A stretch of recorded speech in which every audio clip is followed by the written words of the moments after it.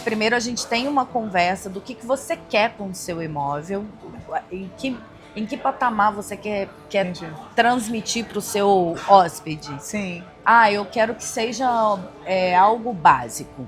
Então a gente pode montar. Eu tenho uma listagem daquilo que do que é básico, necessário. Tipo, começa aqui. E do que pode ser... tipo aquela pessoa que quer adicionar, por exemplo, uma torradeira, uma air fryer, isso já é uma comodidade extra que não tem necessidade, mas que você faz o upgrade. Exatamente. Porque hoje em dia, como a concorrência está muito grande, então assim, muitas vezes o básico, ele já é atendido, entendeu? Já tem ali. Então o que você pode dar de mais? Diferenciar, né?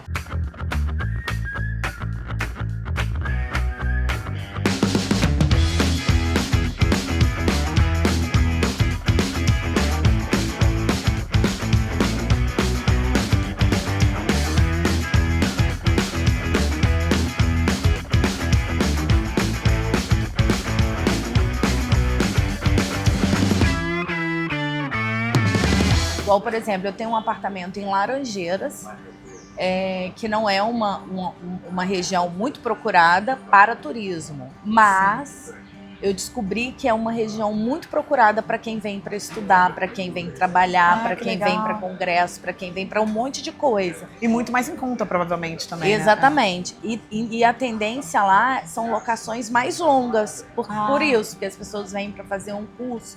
Quando eu percebi isso, a proprietária, ela só colocou o básico e nem fogão tem nesse apartamento. Jura? Juro. Eu falei, caramba, não vou alugar esse apartamento porque não tem fogão. E fluiu. Alugou? Alugou. Mas a pessoa cozinha come fora? Então, o apartamento, ele fica numa localização maravilhosa. Tem restaurantes embaixo do prédio. Ai, que... Então, gente, eu nunca imaginava que apartamento sem fogão alugaria. Tá vendo? Eu não fiz o meu apartamento, não tem tanque. Eu fiquei com medo de não ter tanque. Não ninguém quer saber de tanque. Por quê? Tem perfil para todo mundo, Andréia. Hoje em dia eu sempre falo, gente, a tampa para toda a panela. É isso aí. Hoje em dia, porque nós somos diversos. Então, ou seja, cada um tem uma necessidade, uma prioridade. Então, a gente consegue atender. O imóvel, ele tem oportunidade para tudo, em todos os lugares até, inclusive. Eu sou de Minas, os meus amigos de Minas ficam perguntando: Adriana, se eu colocar uma casa aqui em Muriaé para poder alugar, vai alugar? Vai alugar. Porque sempre tem alguém procurando uma casa, sei lá, para reunir a família no final de semana. Entendi. E ele hoje, esse meu amigo, ele saiu da casa dele, foi morar em outro lugar porque a casa está sempre alugada. Então, ou seja, oportunidade tem para todos os lugares, todos os negócios, para todos os perfis. E aí, percebendo esse apartamento de Laranjeiras, eu conversei com o proprietário, eu falei, olha, eu acho que vale a pena a gente investir em coisas, em utensílios que a pessoa consiga montar pelo menos uma refeição.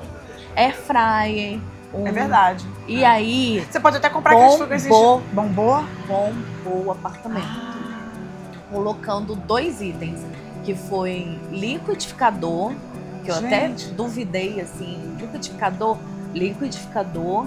Gente, não precisa ir muito longe não, naquele programa White Lotus. E panela de arroz. Gente, você se lembra aquele programa White Lotus, aquela série que teve, o último White Lotus, número 3? Que é com o filho do Arnold Schwarzenegger. Porque o White Lotus é filmado num super, tipo, Four Seasons da vida. E não tinha liquidificador. Ele falou assim, eu não quero nem ficar, porque eu quero...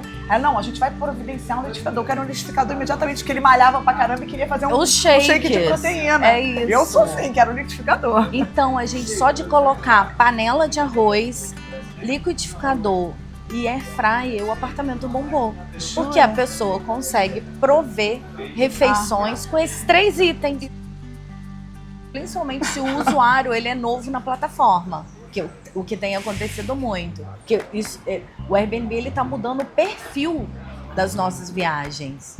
Isso é muito curioso, porque hoje eu particularmente prefiro, não é porque eu trabalho com isso, lógico que eu tenho que levantar a bandeira, mas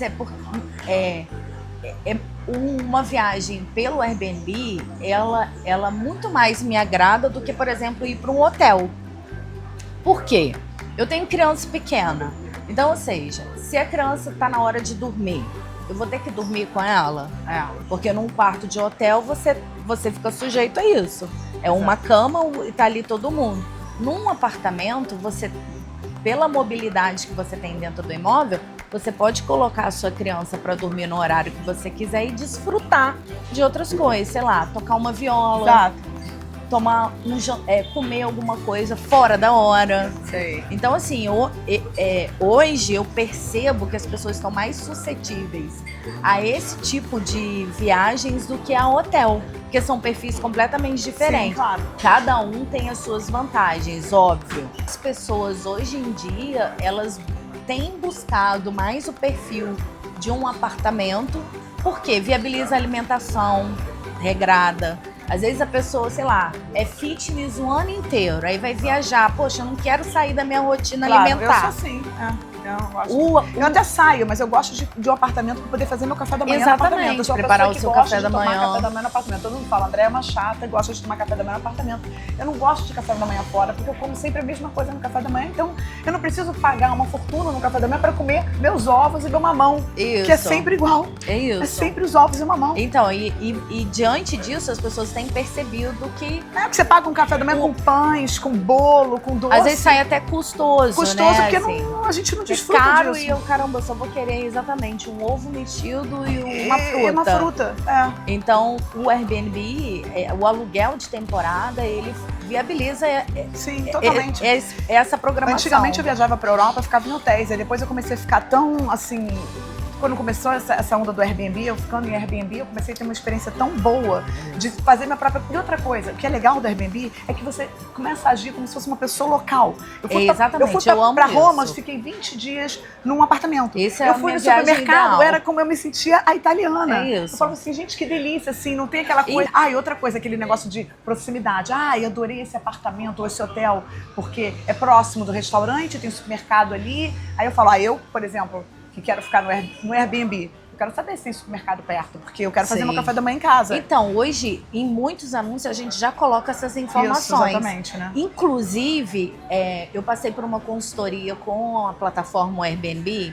Eles chamaram os anfitriões de mais destaque na plataforma. E eu fui convidada, tive esse prazer. Que máximo! Foi muito legal. Você é pioneira! Então, fui... E a gente, quando chegou lá, Foi virtual ou você foi? Não, foi presencial. Eles vieram para uma comitiva, ficaram 2 dias no Rio e convidaram tinham uns 20 proprietários, anfitriões. 20 anfitriões nessa conferência deles. Que um anfitrião seria, gente, as pessoas que estão administrando, gestores, né? Vamos botar gestores. A gente chama de anfitrião profissional, essa atividade que eu tenho desenvolvido agora. Eu ia perguntar isso, porque eu não sabia como é que era o nome. Alguém perguntou, como você chama, Adriana? É gestora de Airbnb? Não, anfitrião profissional. Anfitrião profissional ou gestora de imóveis de temporada. Sabe? É usado os 2 termos. E aí eu cheguei para essa consultoria, como o mercado hoje, o perfil dos viajantes são diferentes, porque a gente tem uma geração nova no mercado, né? Na vida das pessoas. É uma geração nova. E o que acontece? Essa geração nova, ela não lê, não se aprofunda na leitura. E são voláteis, né? Então, ou seja, você tem que captar esse cliente no primeiro instante. Então, antigamente que eu digo, tipo, até ano passado, gente, então, ou seja, muito recente, eram usados nomes elegantes para as propriedades. Então, sei lá, Aconchego Carioca de Copacabana. Hoje em dia não se recomenda mais usar isso. No nome, você já tem que dar as características daquele imóvel, para você já prender a pessoa. Então, assim, se é Copacabana, não precisa mais dizer que é Copacabana. Por quê?